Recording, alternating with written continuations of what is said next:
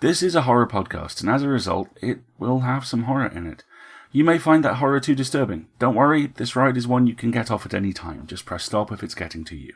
The Funrama at Old Man Jenkins' World of Fun and Death, that's not a ride you can get off, and honestly not one we would recommend you get on.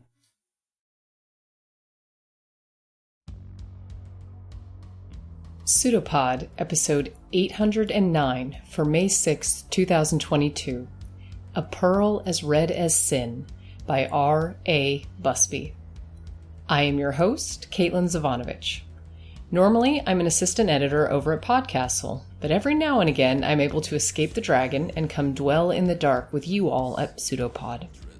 Last year, I narrated episode 784, an American remake of a Japanese ghost story. And in July, PseudoPod published my own original story, The Child Feast of Herod and Sack, as episode 765. Do give it a listen, it's a good companion to today's Mother's Day story. Today's author, winner of 2020's Shirley Jackson Award for Short Fiction for her story, Not the Man I Married, R.A. Busby has published numerous other short works. In her spare time, goes running in the desert with her dog and finds weird things to write about. Our narrator is Lois Tate. Lois Tate lends her dubious vocal abilities to narrate R.A. Busby's evocative prose. Miss Tate's many rumored talents are a secret which she jealously guards. It is said she can do several things fairly well, but she takes great pains to conceal them. Miss Tate is unmarried, outside of the carbon-14 method. She has never been dated, and has no children, not even lousy ones. Miss Lois Tate looks forward to a long and illustrious posthumous career. Now, we have a story for you, and we promise you, it's true.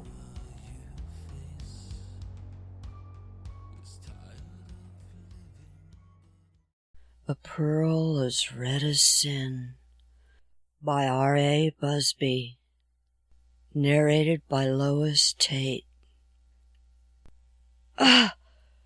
The baby bit hard into my flesh and held there. Dug into the left side of my womb with a pinprick pinch, sharp and determined. Lying in bed, cheek hot against the old pillowcase redolent of hair and bleach. I imagine the embryo floating through a warm, wet universe, a creature small as a salmon's egg with tiny biting jaws that tore into the dark walls of my flesh and ate itself a cave to grow inside. It nestled there, a pearl as red as sin. But whose? Jess and I had come here to this wild, wooded place about half a year ago.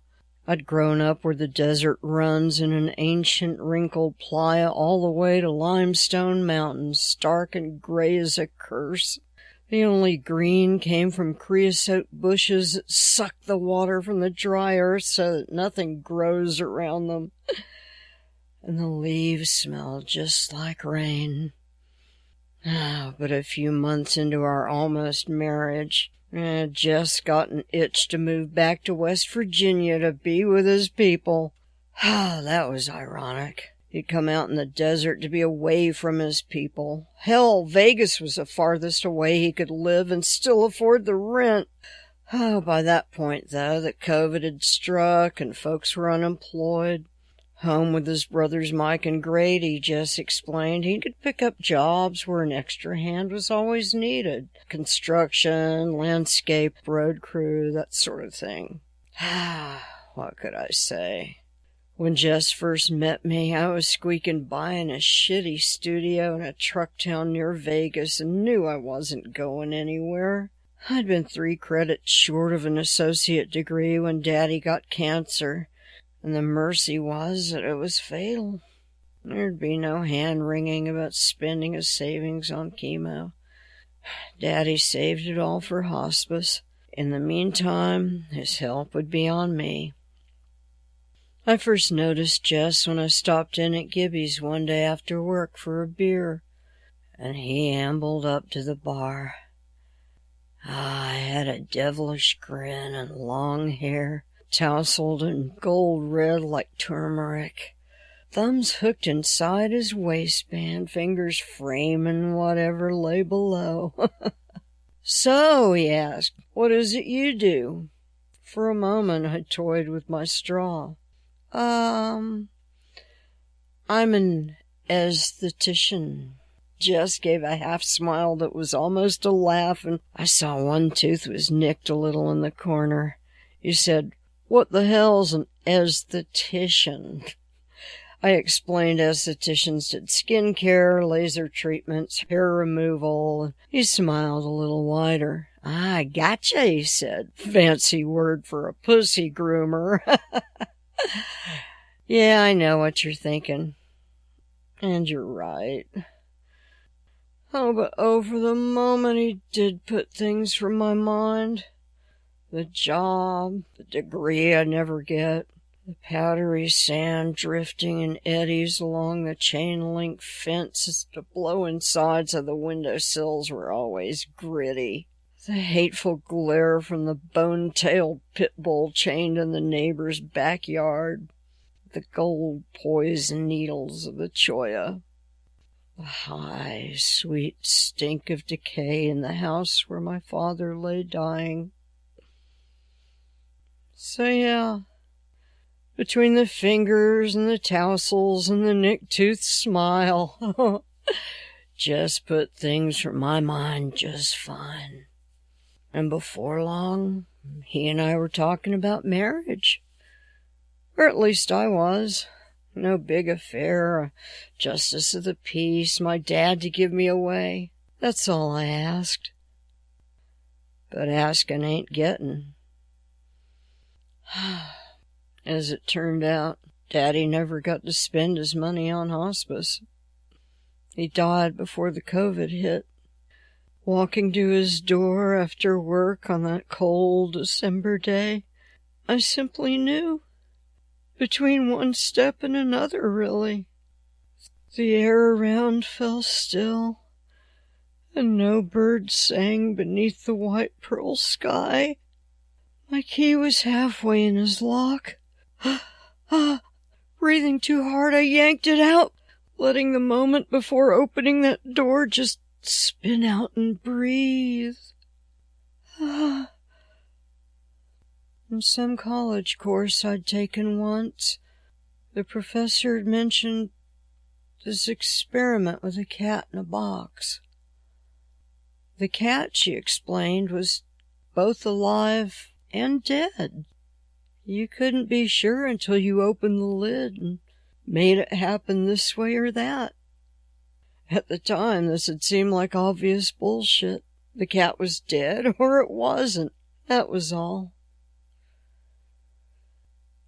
I'd been wrong. After a time, I put the key back in, and I found out.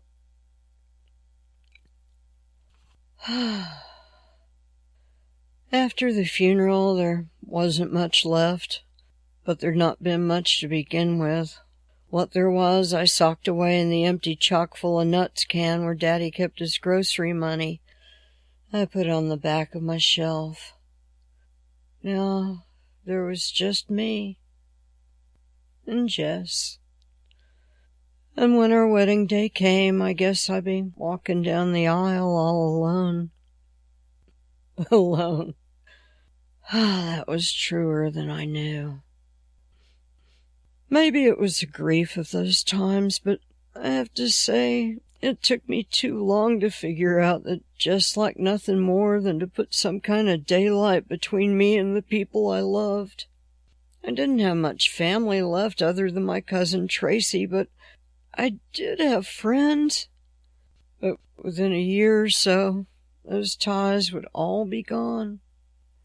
I just went about it strategically, almost never saying anything straight. It's always some sideways remark like, "Oh, that Amy, man, I don't know." Or, "Crystal? Wow." And his mouth would twist in a kind of soft regret as if the world had once again confirmed his basic cynicism. When I asked what he meant, he'd just give a shrug and tinker with the car.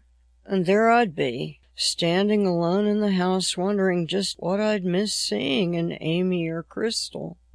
As for my heart friends and relatives, Jess was persistent as a dripping faucet.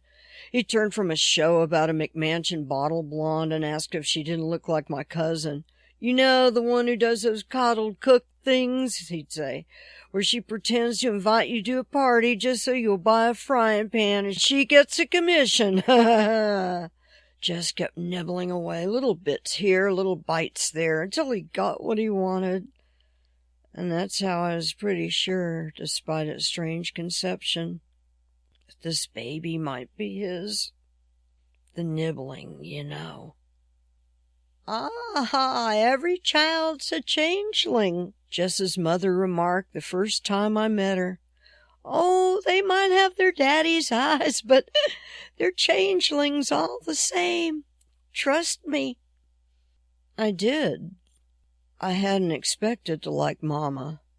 Jess sure as hell didn't. Oh, you just want to stay out of her way, he muttered. We were near Memphis, and I could tell from the restless tapping on the U-Haul's wheel that Jess was in a mood full of piss-off. Oh, I'd had to sit in the right-hand lane behind the 18-wheelers for 50 miles, and it was rasping him badly, Jess being a person who liked to dart in and out of traffic like a needle set to zigzag. Oh, he kept on. Out there in the woods by herself in that old double-wide and 5 cats? Crazy bitch. Jess shook his head, orange gold curls tumbling. Whatever happened to your daddy anyway? I asked, staring out the window. You never talk about him. Fuck him. Jess shot me a bitter glance, and his lips tightened. He wasn't exactly a good guy. Quick with his hands until he decided to just fade away to nothing. And at the end, he walked out on us. Literally. What do you mean? Jess gripped the steering wheel. Yeah, he got up one night and walked out of the house. I watched from my bedroom window and saw him cross into the woods like he was answering a call from the trees. He kept right on going till the shadow ate him up, and none of us ever laid eyes on him again. Simple as that. But what bugged me were his boots. His boots? Yeah, they were the only thing he wore. Otherwise, he was naked as the day he came screaming out of Grandma. Ha ha! I had nothing to say to that. The signs for Memphis came more thickly now. Gas, food, services. So we're living down the road from your mama? Close enough. Grady's lending us his old place. From there, Jess fell silent. I'd never had a mother. I didn't really know what that was like. After my mama died, Daddy'd had a string of girlfriends over the decades. Sweet women with understanding faces, secretaries and nurses, women who help. Women like me. I'd never seen myself that way until right then in the U-Haul outside of Memphis, and I thought, but it's good to help folks. Nothing wrong in helping. God, the world needs help. We all do. That's why we're in this shit anyway. No one helps anyone. But still. Mama's place lay deep in the forest. Grady's old place, our place now, was closer to the main road, but Mama's trailer was down a winding dirt path wending through the trees and underbrush. The land was richly green. Light came through the leaves in dappled dots like upflung coins that hovered in the air. The soil was dark and rich with leaf loam, and tree roots were skirted in velvet. On their bark clung horizontal mushrooms like the spread tails of Thanksgiving turkeys, and the place spoke of emerald growing things. Piece of shit, said Jess, and kicked aside a coffee can of flowers in his way. I set the can back on the step.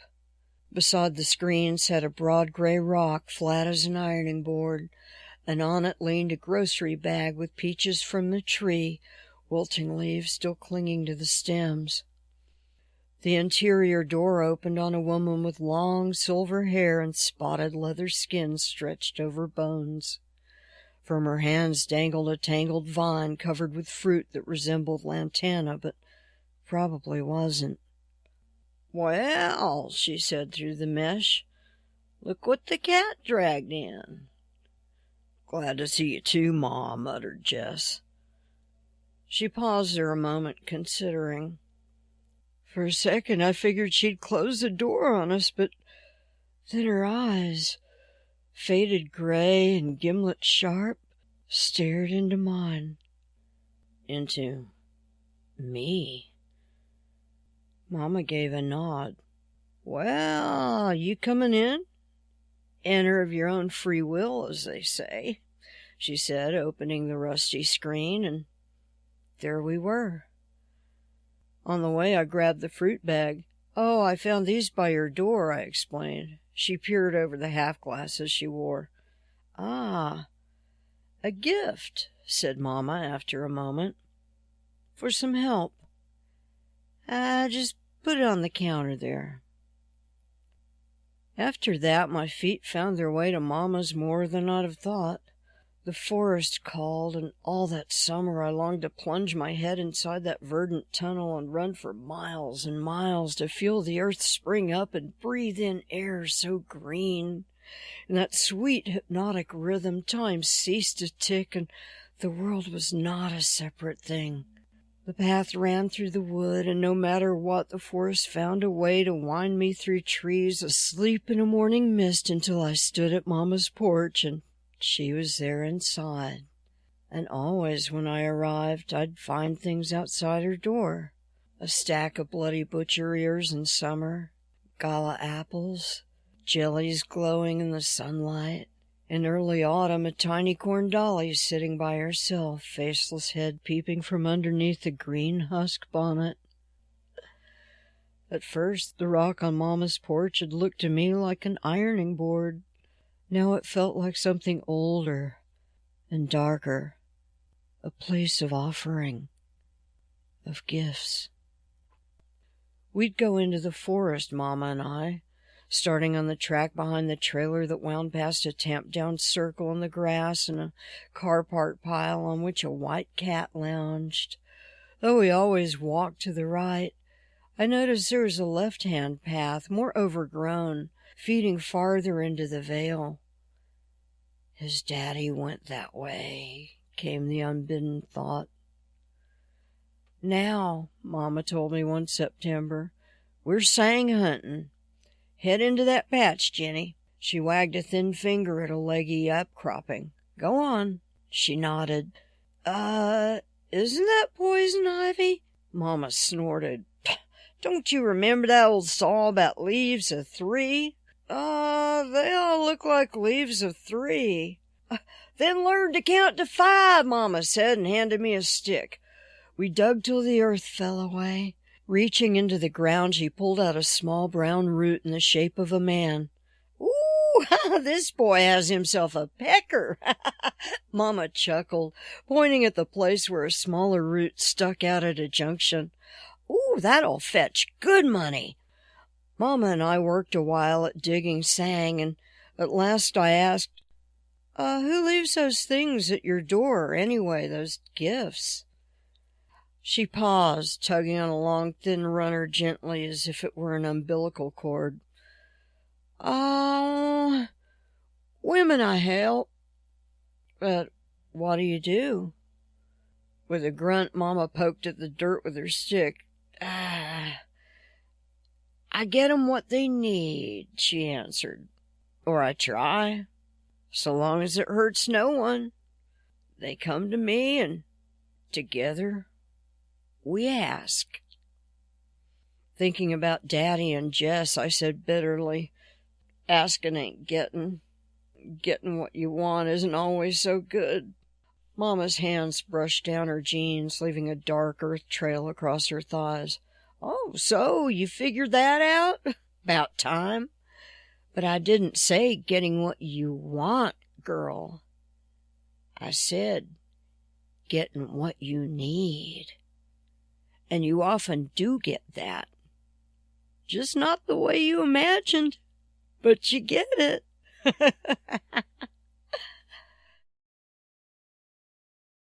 Over time, I learned the names of things, their look and their lore. I brought home morels with long, thin caps folded like a human brain, hen of the woods that grew on the oaks, and dark black berries in a pail. And in exchange, I started to leave gifts for Mama on the stone. A china pot and Earl Grey tea, a catnip plant and fishing pole toy. 10s and 20s I'd hoarded from the coffee can money Daddy left that I fashioned into flowers, cranes, and fish. "What did you mean," I asked once, "about changelings?" She paused a bit, remembering. I did say that, didn't I? That first day. I was mostly to twit Jess, but yes. You can grow a child right beneath your heart and not figure out till later the only bit in common is a name. I thought about her boys leaving her alone in an empty house with cats. I thought about her son calling her a crazy bitch. Over her glasses, Mama peered at me. "You're a lonely little thing, aren't you?" she asked, not unkindly. "But if you suppose you can birth yourself a lifelong companion, think again." The rightness of her hit me so hard I didn't know what to say, so I didn't. "Oh, children are wild magic. Not a single one is yours. Folks assume you can mold 'em like God, make an atom from the clay. Ah, and look how that turned out." "It sounds lonely," Mama scoffed. "The world's lonely." Then she shot a quick little glance, sharp and assessing. "And you only have children for a while. One hot minute, and then they're gone. But listen, sometimes you birth them, sometimes you get them, and sometimes you find them. But sometimes..." "What?" "Sometimes they find you." Jess was home when I got back. As the days started to grow thin and cold, he worked less and less. By now I had regulars who came for off-license haircuts and homemade facials, and that helped. But for months we'd drawn hard on the money socked away from my college fund while Jess brooded on the couch. "First," he said as soon as the door closed, "quit traipsing off to Mama's. Start helping around here." He jerked his chin at the dishes. "No more running about in the woods, that is, if it's really what you're doing. And speaking of help, you'd be glad to know I found this." He lifted his hand. Between his fingers dangled the envelope from the can where I'd kept Daddy's money. Oh, it ended exactly like you'd suppose. Or maybe not. As that glorious green summer faded into fall and the leaves left, I stayed in the house and did chores, washed dishes, and washed them again. I folded shirts into precise squares and arranged them by color. Once or twice, hanging wash on the line, I'd spot Mama lingering at the borders of the wood. I'd wave a hand to her and she to me, and I'd try to ignore that ache in my chest and the anger in my throat. So during the day I hardly spoke at all, and at night my mind wandered to the woods. I dreamed of Jess's father and his boots. The house became too close for Jess and me. We scratched up against each other, poked one another with knees and elbows, danced around in doorways, opened cabinets and faces. Heaving himself from the couch one day, Jess paced to the fridge and peered inside. "I gotta get the fuck away from here," he muttered. "Sorry?" "I have got," he said, biting the words, "to get the fuck away from here, you hear?" With a jingle of keys, he was out and gone. When he came back, he reeked of sweat and beer and a shampoo we didn't own. Yeah, I know what you're thinking. And you're right. In the forest grows an orange tangled plant the color of turmeric. Devil's hair, Mama named it. A parasite. It finds trees and inserts tendrils in the wood to suck it dry while the seed lives on and waits for another host. I wondered what I'd have left of me when Jess was gone for good. And the next morning on November Eve, I spotted a note tucked into my shoe, written in shaky and angular old woman's cursive. "Come on by," it said. "Tonight."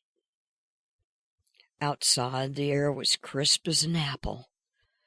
Jess had rolled in an hour ago, talking softly, supposing me asleep. As he murmured into the phone, his voice low, I noticed that lazy way he lounged against the wall, fingers dangling below his waistband, and said to myself, "Not long before he walks on out of here. Not long at all." He eased into bed, shifting a bit. I waited till his breath took on that rasping sound of sleep. From above, the moon stared down round-bellied and full as the door clicked shut. Not looking back, I turned down the path to Mama's and wondered if Jess was watching from the window. As I came to the trailer, I heard singing.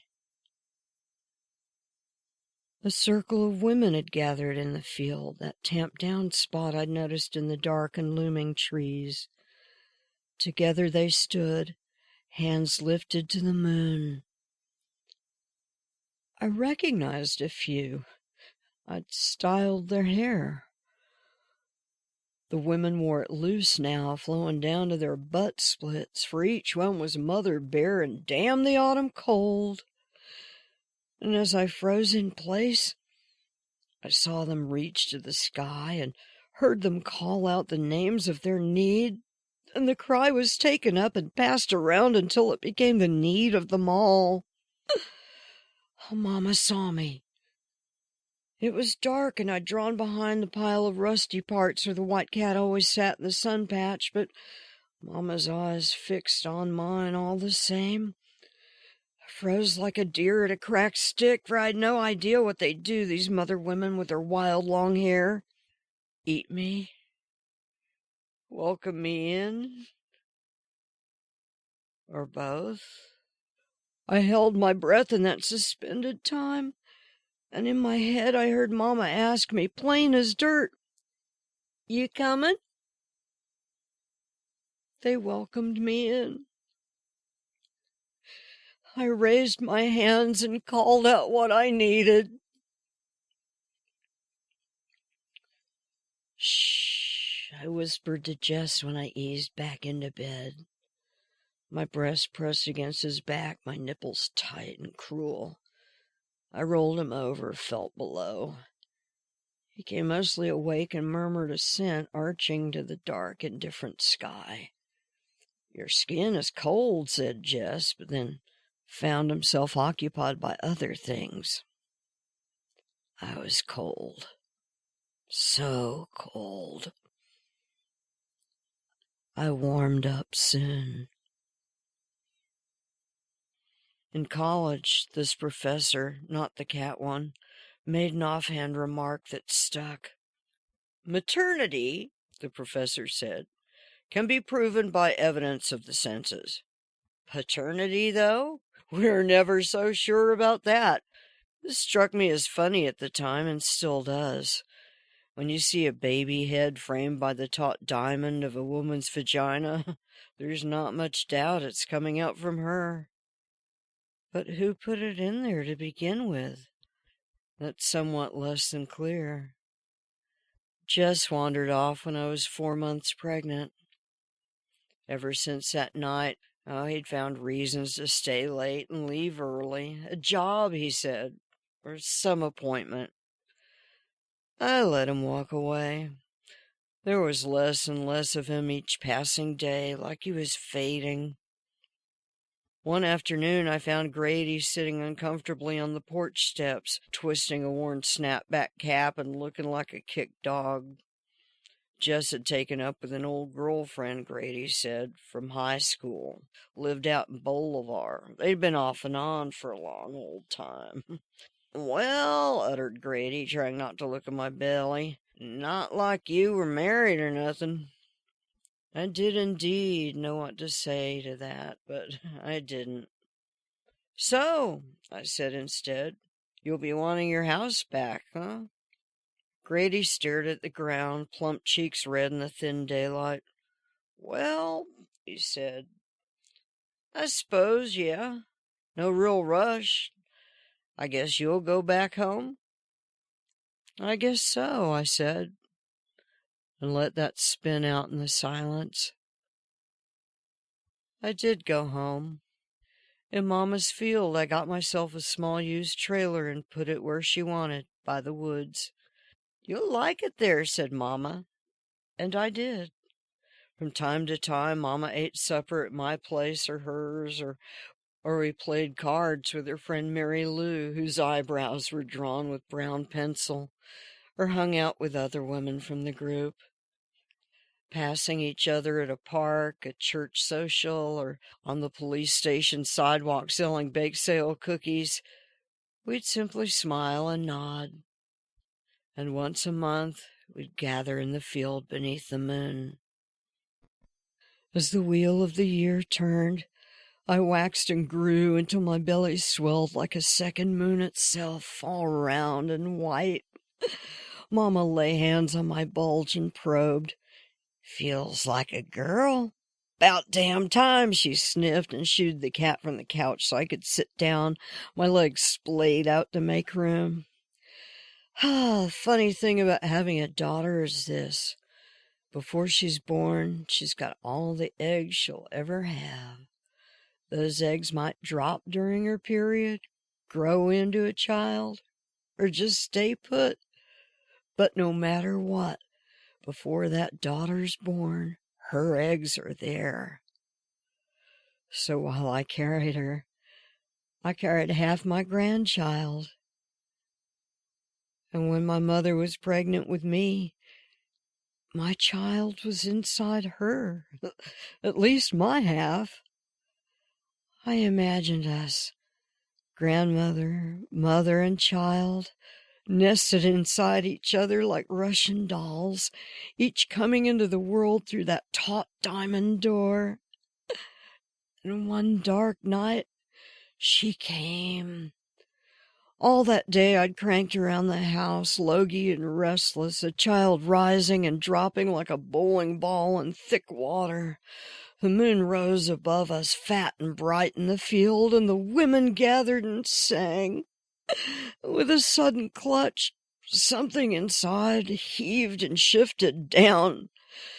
I stumbled to my knees in the middle of the circle, hands grasping at grass as I saw the child was coming then and there. There had been no time for the doctor.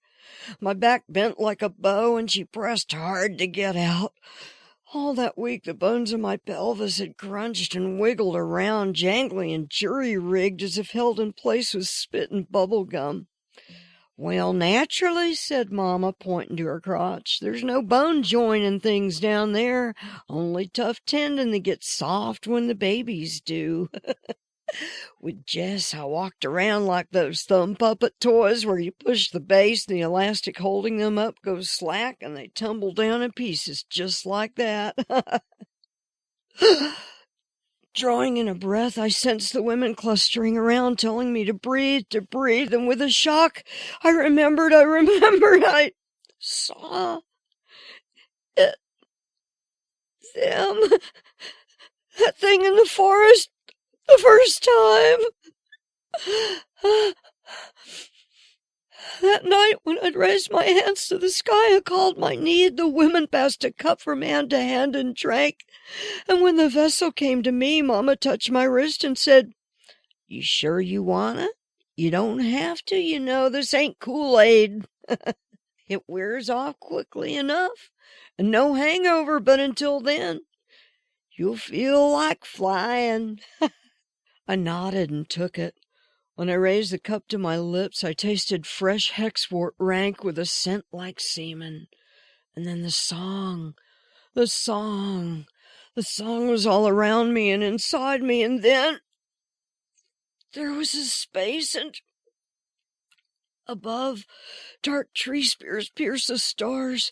The cosmos wheeled overhead, and 1,000 years unfolded in the dark as I lay in the loam that tore apart my flesh and fed it to the trees and thirsty earth until I was the tree, till I was thirsty earth and shadow.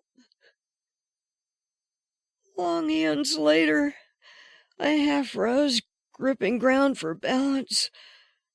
I shivered in the cold, but my head was clear as air. I knew where I was and when. I'd flown far from the circle. The women had vanished by now, and I was deep in the forest alone.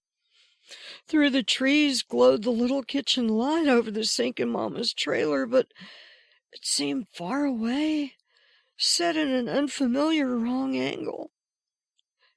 Between one step and another, I knew. The other way into the woods, Jessie's father's path. I'd come down there, seeking something. And something sought me, too.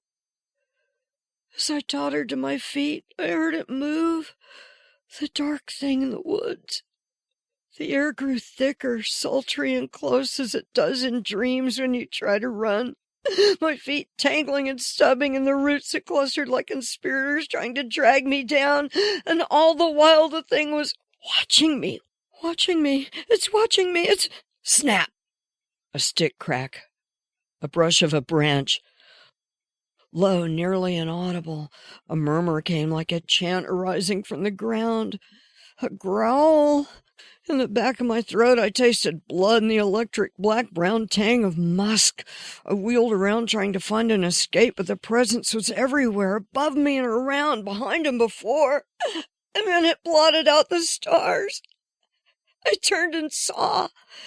My eyes slid over a shifting, formless shape. I couldn't see with my eyes, not with my eyes.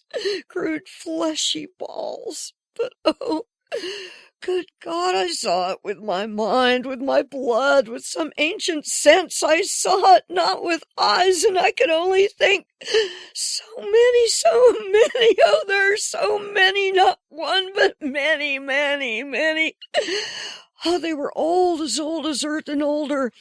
I would have called them by their name, but there was none. They could not be named or even worshipped. But, oh... they could be asked. Oh, yes, they could be asked. I opened my arms to them. Yes, I said, I do. There was a thrumming in my ears and the tang of copper pennies on my tongue. Between my legs, a flesh scent rose like earth and sweat and death and holy things, and they were in me, or I was in them. Or both. On my knees in the field, held close by the women as I heaved and screamed, I pulled the baby out. With a cry, I reached between my legs and felt her head the angle of her tiny jaw, and with a gush, the child slid out and tumbled on the grass, thick blue cord still throbbing with our blood, and I thought, oh God, she has no head, she's just a thing. For writhing at my knees was a gray ball streaked with gore, this creature that slithered out of me. Maternity can be proven by evidence of the senses. Then Mama, with her deft hands, pierced the sack around the baby with a thumbnail, and the child kicked, sending a gush of water flowing into the grass. It smelled like desert rain, like creosote. Oh, born in the caul, said Mary Lou, breast hanging down as she bent to gather the child. Oh, that's a mark of second sight.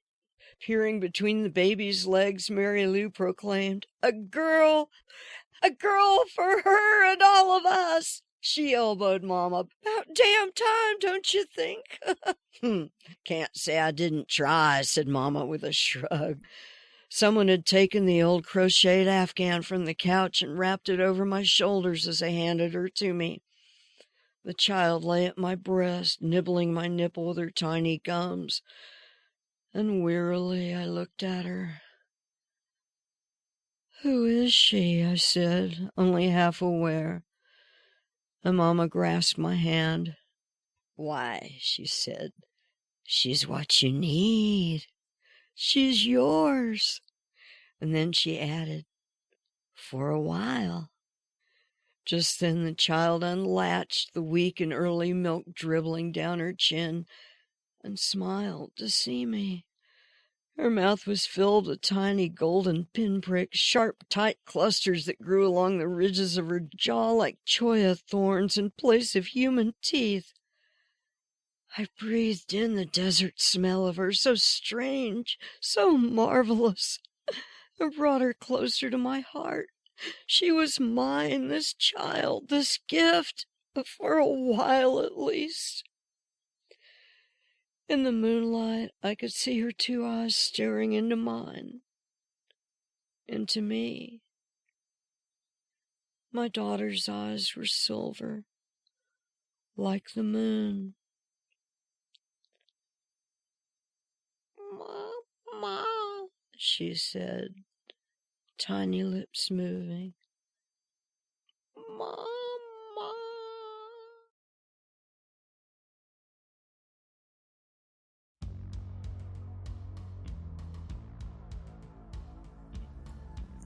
And welcome back. Happy Mother's Day to all who celebrate. It's no accident that the stories of exceptional people usually begin with their exceptional births. In stories, we like to see that a hero's ending is foretold by their beginning, that everything was foreshadowed. We might even believe it in our own lives. Perhaps our parents say they always knew who we were going to be based on our personalities as infants. And there's an element of horror to the idea that the path of our life is dictated by our birth, an event that neither the birthing person nor the infant has much control over. The science of epigenetics and intergenerational trauma is still in its own infancy, but fascinating nonetheless. Intergenerational trauma is the theory that trauma experienced by one person can be passed down to their children and even their grandchildren, because of the way trauma epigenetically alters genes. I love how this story mentions how every egg a person with ovaries will ever have is present when they are in the womb, meaning the egg that eventually became me was created in my grandmother's womb, a woman I only very briefly met before her death. The connections between generations can seem inescapable, for better or for worse. While this story delves into the absolute body horror of pregnancy, carrying and creating life, and giving birth, I am particularly delighted by the way it gives agency to the child, or changeling, as well. In this story, Mama makes it clear that you can grow and birth and nurse a child, give your DNA to it, your body's milk, but they are only yours for a time. And as much as you might seek motherhood and having a child, sometimes they seek you, and all of the terror that implies. And with that, remember to call the mothers in your life today. Or not. But do head over to PseudoPod.org and click on the Feed the Pod to subscribe. PseudoPod is part of Escape Artists Incorporated and is distributed under a Creative Commons Attribution, Non-Commercial, No Derivatives 4.0 International License. Theme music is by permission of Anders Manga. PseudoPod knows, as Mama taught, that every child's a changeling.